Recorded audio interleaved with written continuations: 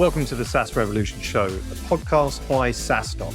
Here we interview SaaS founders from around the world who've been there and done that, as they share the ins and outs of how they built their businesses, their operations, their path to securing investment, and more. Our mission with the podcast is to help you, the founder, learn how to scale your SaaS, maintain your well-being, and navigate the complexities of this ever-changing industry. I'm your host, Alex Dima, and together we'll explore the good, the bad, and the ugly in the journey to SaaS success.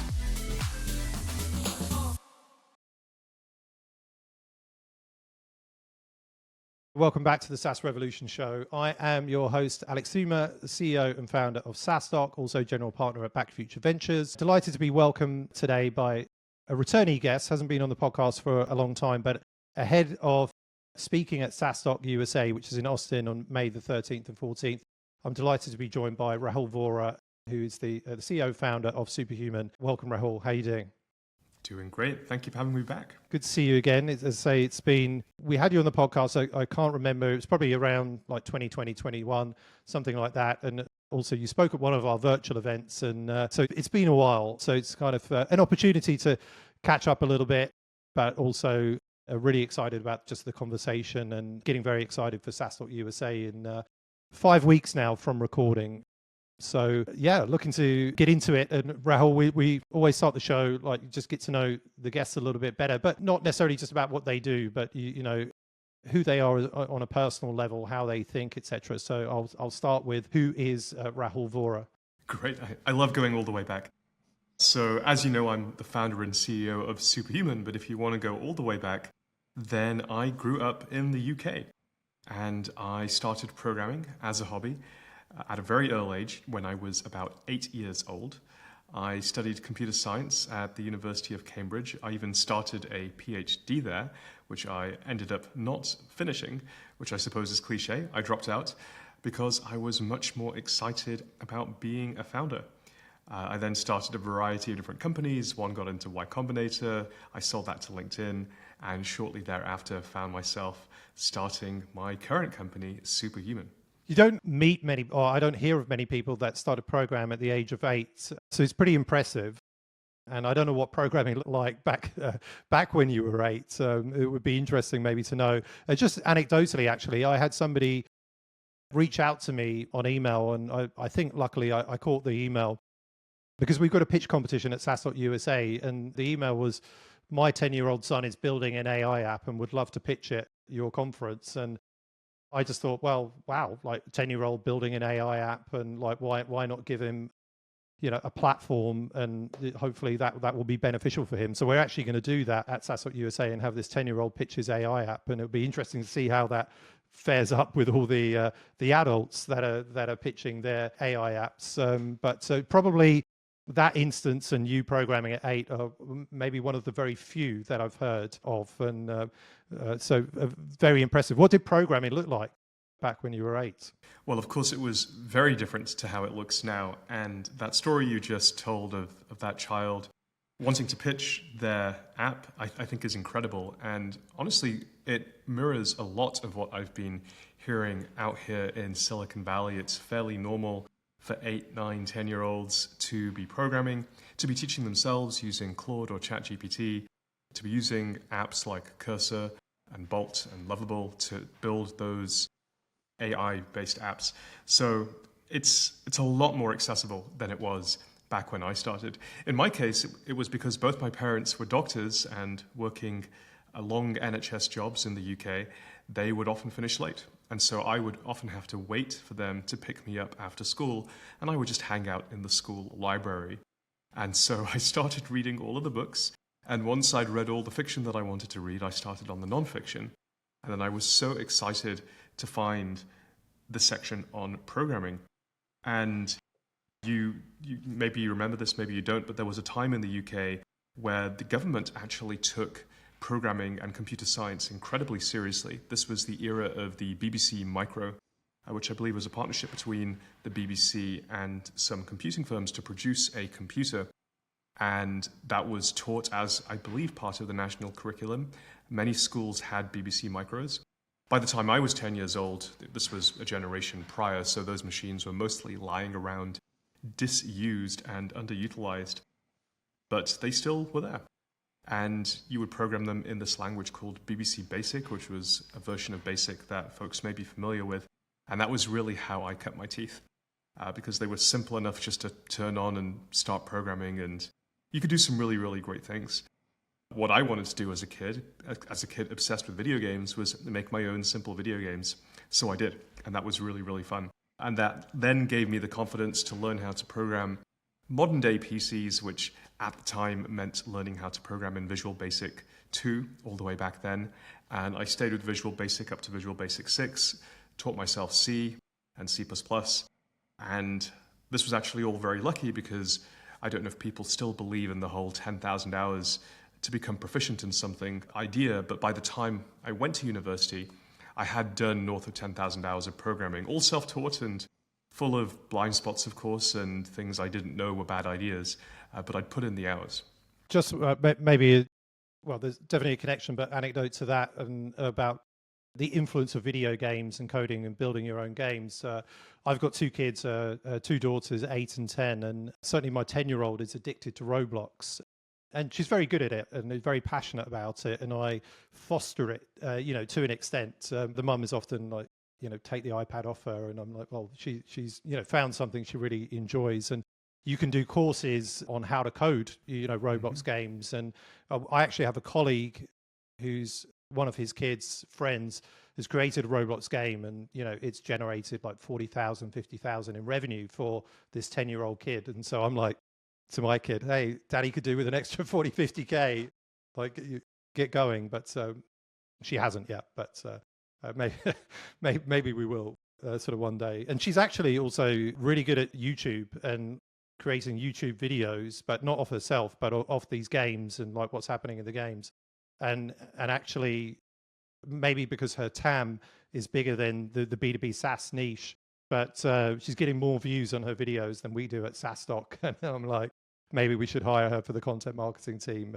She's only 10, but we'll see. We'll see if that happens. But it's great to see, and that the abilities, and that kids can code or create games, and perhaps it's getting a little bit easier to do it than like reading textbooks and so on and so forth. So that perhaps will foster this future of many more software developers, many more software platforms, AI platforms that are built. And I guess that's an exciting time to be in, right? Absolutely. I 100% think it will. Yeah. And so Superhuman, just tell us a little about, so this is your current company, but it was founded back in 2014. Tell us a little bit about why you decided to do that, and also like where is it today, and like what can you share about it? Well, when I started Superhuman, I really wanted to solve the biggest possible problem. And email turns out to be a way bigger problem than most people realize. And it hit me just after I'd sold my last company, Reportive, to LinkedIn. I was commuting from work, which was in Mountain View in the Bay Area, to where I lived in San Francisco. And for folks who haven't had the distinct pleasure of doing that drive, it's roughly a 1-hour journey, often back to back. But this was in 2014, and both Uber and Lyft were having their heyday. So I was in the back of an Uber, and on this trip, I finished writing some documents, I cleared out my email, I checked my calendar for tomorrow, I made dinner plans with my partner, I even called my mother. And so I was simultaneously being a productive employee, a proactive boyfriend, and a present son. I was just being a better human being. And then it hit me. I realized that the magic of Uber was not commuting. It was not transportation. It was not about getting from A to B. It was time. It was being able to do other things. And so I asked myself the question, where do we spend all of our time? And let me ask you a question. Can you guess the one thing that professionals spend the most time doing? And I warn you in advance, this is a trick question. Yeah, I would say email probably, or Slack now, but yeah. Email or Slack, but of course the answer is neither of those. It is sleep. We spend more time sleeping than we do anything else, and for most of us actually, we don't do it very well at all. And so briefly I dallied with the idea of working on that, but then I quickly realized I had no idea how to fix that, and there were much better placed doctors and scientists and entrepreneurs working on that. But after sleep, of course, it is email. And in fact, there are roughly 1 billion professionals in the world, and on average, we spend 3 hours a day reading and writing email. So that's 3 billion hours every single day, or north of 1 trillion hours every single year that go into reading and writing email. And that's how I knew it was a problem worth solving. I couldn't imagine anything bigger than 1 trillion hours per year. Now, alongside that insight, I could see Gmail and Outlook becoming more cluttered and worse every single year, using more memory, consuming more CPU, slowing down your machine, and still actually not working properly offline, even to this day. And on top of that, people were installing plugins like my last company reported, but also things like Boomerang, Mixmax, Clearbit, Yesware, you name it, they had it. And then each plugin took those problems of clutter, of memory, of CPU overuse, of performance slowdown, of offline, and made them all dramatically worse. So we decided that it was time for change. We set out to rebuild the entire email experience from the ground up. And today, Superhuman is the most productive email app ever made. So imagine getting through your inbox twice as fast as before, responding faster to the things that matter, saving 4 hours or more every single week. Those customers include the latest YC startups, the fastest growing tech companies, and top tier strategy consulting firms. And as I think we'll get to a little bit later, we're also inventing the future of productivity with AI. Imagine waking up to an inbox, for example, where every email already has a draft reply. You would simply edit and then send. And sometimes you wouldn't even need to edit. I'm going to come back to that very shortly. You mentioned that you lived in Mountain View, but I understand now, and I was trying to see, from what I can see in the video, like how Austin or Texas your house is. But I understand you've relocated to Austin. Is that correct? And if so, can you share any reasons as to why Austin? I'm actually in Los Angeles at the moment. I relocated about 2 years ago from Silicon Valley after having lived there for 14 years to LA, mostly for a change of scene. I think 14 years is a long time to live in any one place, and I love it here. I think it's fantastic. There's a greater diversity of people, of course. LA is, 18, 20, 22 million people large, depending on how you count it. And so there is just naturally going to be more of everything. But I do miss the Bay Area. So this year I will be moving back to Silicon Valley. So the rumors about you living in Austin were unfounded? I believe so. I don't know where those rumors are from. Yeah, I think it was Nathan Latka, but all good. And then, so yes, the point you sort of mentioned then about perhaps like potentially like inventing or like you're being super early around this sort of like AI productivity, right? Because what we're seeing today is, and certainly over the last couple of years, but if I look at today, like AI is the trend, right? And AI is making people superhuman. It is helping everybody with their productivity across all these different like functions. I had a conversation, it was 2 weeks ago, with CEOs and like about AI efficiency. And I said, what are you doing around AI efficiency? Because like I'm curious to learn about this. It seems the soup du jour at the moment, and I feel I'm not doing enough, like beyond my ChatGPT sort of prompts, which are not on a daily basis, but I need to do better. One CEO listed off probably about 15 different apps that he's using to help him, be much more productive. These are all like AI first apps. Most of them I never heard of. But when you'll probably be pleased to know, when he talked about email, he said, I use Superhuman for email.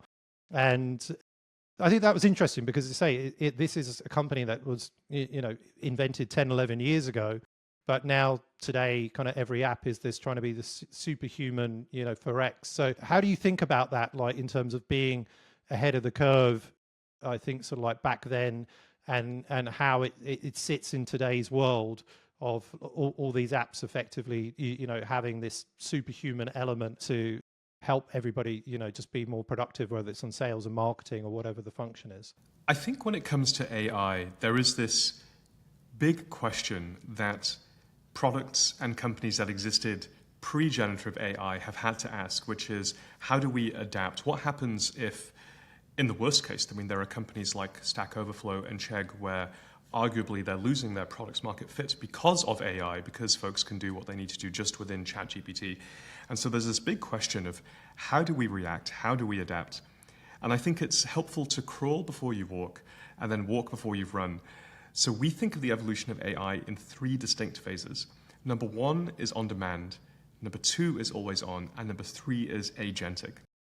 And so in phase 1, we'll go through each of these in turn. We saw features that were on demand. And these were features you had to remember to use. An example from Superhuman would be write with AI. Just jot down a few words and we'll turn them into a fully written email. And if you're thinking, well, I have that in Gemini, I have that in Copilot, of course, all products are going to have very similar looking features. But the difference these days is going to be how well they work. And unlike Gemini and unlike Copilot, we match the voice and tone in the emails you've already sent, so the emails actually sound like yours do. And the proof is in the pudding.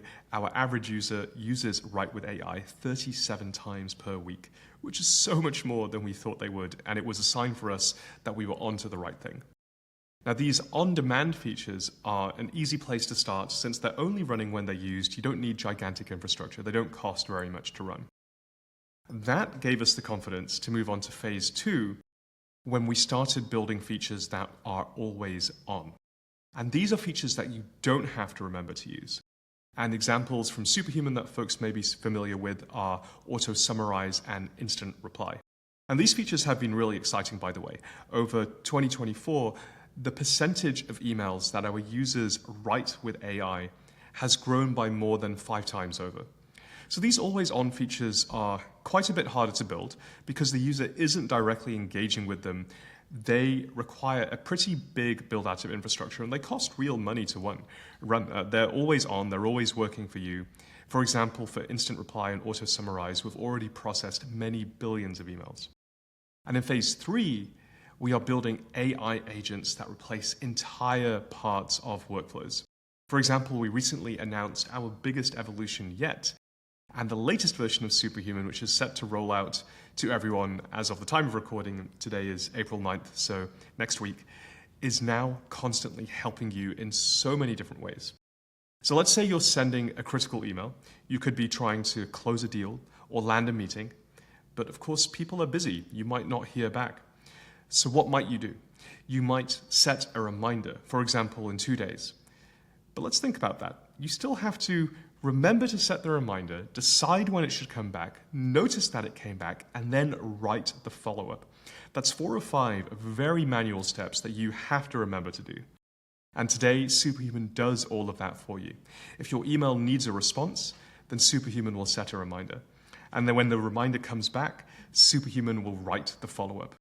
This is a little mini agent, and it works automatically so you don't have to. And we're already seeing people's efficiency in their emails increase by 20% because of that agent. And then beyond that, you can imagine an email agent that triages on your behalf, that schedules on your behalf, and that writes and even sends, if you're open to it, fully written emails on your behalf. And that kind of agent can reason, it can problem solve, it can plan, it can create subtasks, it can execute those tasks in parallel or in serial, it can incorporate deep context about who you are, it can resolve ambiguity by asking you questions and gathering information, it can even access other systems, other tools, and other agents. And that kind of an agent will free us all up to be more creative, strategic, and impactful. So that's where we're headed. We talk about the pre-Gen AI SaaS companies, which I guess effectively you could classify that as you were founded in 2014, you're sort of part of. And the majority of these really have to be thinking about AI and putting AI into their products, or as we think, and perhaps welcome your thoughts on that as well. And so this is kind of top of mind for them, like building some AI functionality or potentially rebuilding their entire product tech stack and the way that they also go to market. But do you think that you've been sort of well placed, given that you've kind of had this AI functionality, for perhaps since the inception, that there's an advantage for you? You don't have all this legacy tech debt to rebuild the whole product in the world of AI. So yeah, perhaps sort of pause there. But what are your thoughts around this and these legacy SaaS companies and how you were placed and your thoughts around it and what needs to be done? It's funny that you ask because you're right. We were always an AI company long before generative AI was a thing that existed. And it was a fun exercise to go back to the original fundraising decks for Superhuman, the pre-seed and the seed, And in the vision section, I was articulating the features that we now take for granted today. The idea, for example, that autocomplete can predict on the basis of what you write, or that an AI will be able to turn an idea into an email based on the way that you write, as well as incorporating context and nuance from the conversation. So all the things that we wished that we could have built have now turned out to be possible to build. And I think that gave us some of an advantage. We always wanted to build these things, so as you can imagine, when it became possible, we jumped on the bandwagon very, very quickly. I think the other thing that has played to our advantage is email is just such a naturally text-heavy medium, and generative AI works especially well on text, as well as images and video, of course. But especially in the early days, it was primarily on text. And all of us have received and sent so much email. Many of our users, for example, send 10 novel worth of emails a year, which if you think about the amount of training data that represents, or just the amount of data in general, it's an absolutely ginormous amount. It's unbelievably huge. And so that gives us a massive advantage when it comes to building AI products that actually work. In terms of being an older legacy company, that kind of thing can cut both ways. On the one hand, yes, we obviously have technical debt. There are things that we've built that maybe we wouldn't build today, or we build them differently today, and that's just normal. That's part of being a somewhat older product. But on the flip side, being an older product gives you this robustness that new products simply don't have. And I was particularly proud over the last year or two, we actually reached 3 major inflection points that are simply due to grinding it out. One was on platform, and the other was on collaboration, and the third, of course, was on AI. But on the platform side, Superhuman now works wherever you do. We originally set out to bring Superhuman to professionals everywhere, on any device and on any platform, and today Superhuman now works on every combination of Gmail, Outlook, Mac, Windows, Web, iOS, Android. And that is a very, very difficult thing to do. Very few companies have ever got there. And that then creates the foundation for example, true enterprise adoption beyond the needs of any one person. In any enterprise, you're going to require all of those things. And then in addition, we also redesigned email to be collaborative, to be multiplayer. And as we've grown to serve larger companies over the years, we noticed a fundamental problem with email, which is that many of us collaborate in tools like Slack that you mentioned, also Figma and Notion. There's a whole bunch of tools that we use. And every other piece of software is now collaborative by default. And even though more people use email than any of those tools, traditional email is still not collaborative. It's still not multiplayer. Let's say you wanted to share an external email with your team. You could paste that screenshot somewhere else, like in Slack. But now that conversation is in 2 separate places.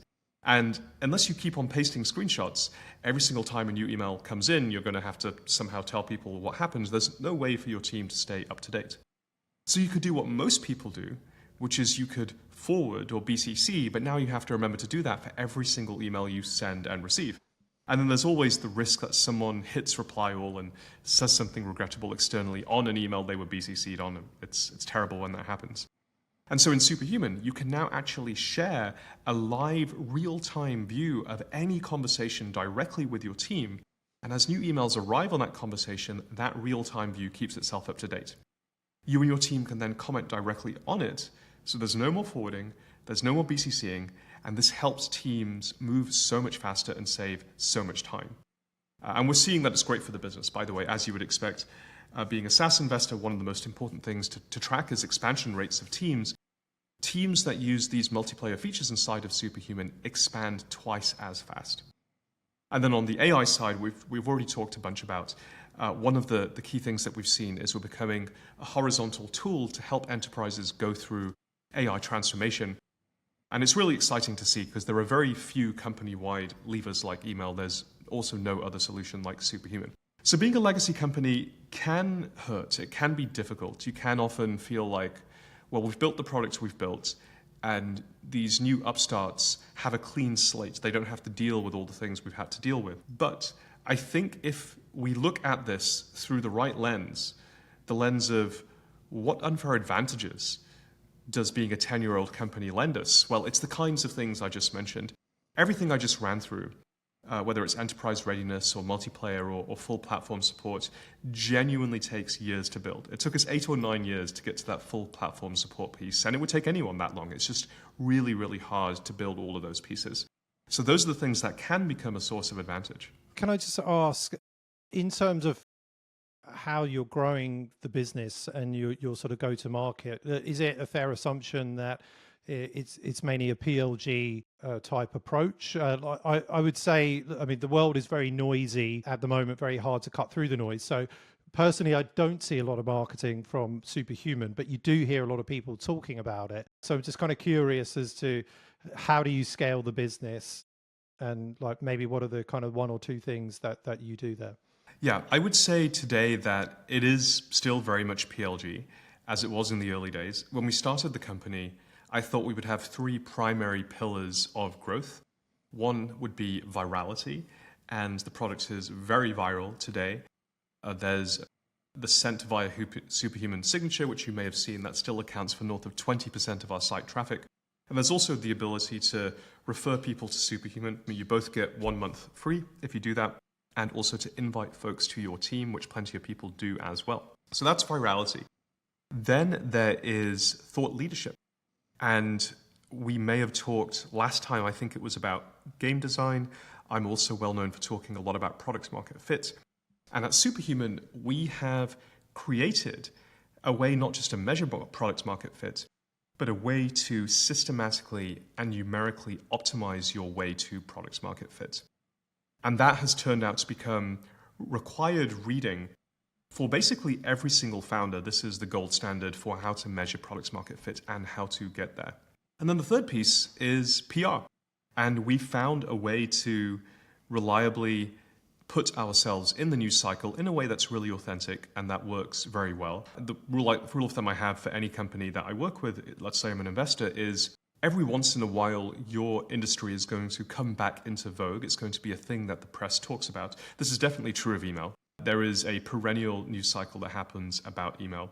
And the trick is just to figure out how to inject yourself into it, whether it's the way productivity is changing with AI, or a few years ago, the way that the workplace and work tools were changing with working from home, or in the middle, what about return to office? And so on and so on. There are just so many different ways to inject Superhuman into the news cycle, and that is actually true for any company. So those are all still levers that we pull today. But the answer to your question is essentially yes. We are a PLG-driven company, primarily. Most of our customers find out about us through word of mouth. And the way that that works is we focus on building a product that genuinely delivers value. Most of our customers get through their inbox twice as fast as before, and they're saving 4 hours plus every single week, not to mention responding 1 or 2 days faster to the things that matter. And when you find a product that does that, you kind of tell people because it becomes irreplaceable.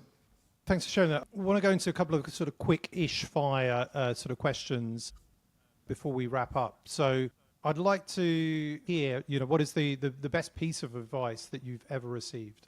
So this was after I had sold my last company, Reportive, to LinkedIn. We'd somehow amassed most of LinkedIn's daily active users onto one app. And I reported to LinkedIn's head of growth, who was responsible for scaling the site from 25 million members back in the day to 250 million members when I was there.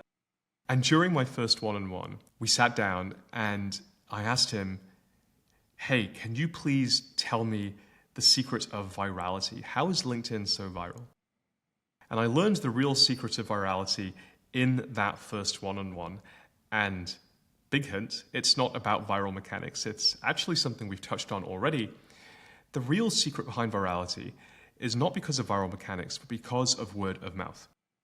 Every single consumer internet company that has reached an interesting scale got there off the back of word of mouth. And how do you create word of mouth? It is a product that delights people, paired with a remarkable, memorable brand. Awesome. I'm taking mental notes there. What about you've been, a CEO at Reportive, founder at Reportive, and now also with Superhuman for a considerable amount of time. What's the hardest thing about being a founder CEO? I think it's one of the loneliest jobs in the world, and it just gets lonelier and actually harder in many ways as you go. So there's lots of tricks to deal with that, but essentially you need to create an amazing support system. Maybe a couple of things in your support system, like what can you share that's in your support system? So 2 self-care practices that have been life-changing. About 4 or 5 years ago, in fact, around probably when we recorded our first podcast, I started investing in a meditation practice. And since then, I have practiced transcendental meditation for about an hour every single day, half an hour in the morning, half an hour in the afternoon, and it has been life-changing. Initially, I simply felt happier, and then later the effects became more profound. I am now, by comparison, much more creative, and I can stay focused for much, much longer. And then something that I've picked up more recently is acupuncture. And I'm generally a skeptic, especially when it comes to traditional or alternative medicine. And I often approach it with, well, if we can't explain how or why it works, then maybe it doesn't actually work. But I can't otherwise explain my lived experience, which is it's been nothing short of miraculous. And so now I do an acupuncture session. It also lasts about an hour, about once per week. And I find that it moves my set point of happiness. I'm just generally a lot happier afterwards than before. I'm a lot more relaxed. And I have what I would describe as a calm, full flow of energy. I don't get tired anywhere near as easily. But I'm also not jittery, as if I took a lot of caffeine, for example, I would be very jittery. It's just calm, confident energy, but also in a very strong way. So acupuncture has been incredible. Amazing. 2 things I've never tried, so I'm going to have to give that a go, and thank you for sharing that. And I believe, and from what you said, and I think in previous conversations, that you're a very well-read person. So I'd love to know, perhaps maybe even if you can narrow it down to like the last 12 months, like what is your perhaps the best book or favorite book that has helped you in a business sense that you could share? So this book is not about business, but about products, and more specifically about games. I would recommend The Art of Game Design, A Book of Lenses. This is by Jesse Schell. It's a book all about games, why we play them, and how to make them. That, I believe, is part and parcel of making a product that is truly delightful, which, as we just discussed, is how you build a brand and how you make something go viral. Amazing. And lastly, we've mentioned that you're joining us. You don't live in Austin, you live in LA, but you are joining us in Austin in May for SaaStock USA, which will be the first in real life SaaStock conference that you're speaking at. So we're delighted for that. Maybe can you share a little bit about what you're speaking about? Also, perhaps what you're looking forward to around the event, and if you've ever been to Austin, maybe a tip around that. Sure. As for what I'm speaking about, all I'll say is stay tuned. It's going to be exciting, so I'm excited to do that with you all. For what to do in Austin, I'm not really a native, so I haven't spent much time there. I'll be learning on the ground along with everybody else. Okay, well, I'll have to give you some tips for that, but you'll have to be there at SaaStock USA to meet Rahul, see his talk. So excited for that, May the 13th and 14th, and really appreciate you also giving up your time and coming down and paying it forward to the SaaS community at SaaStock. So, and likewise, obviously, thank you for your time today and being a returnee guest on the show. Really appreciate it. So thank you very much, Rahul Vohra from Superhuman. Thank you.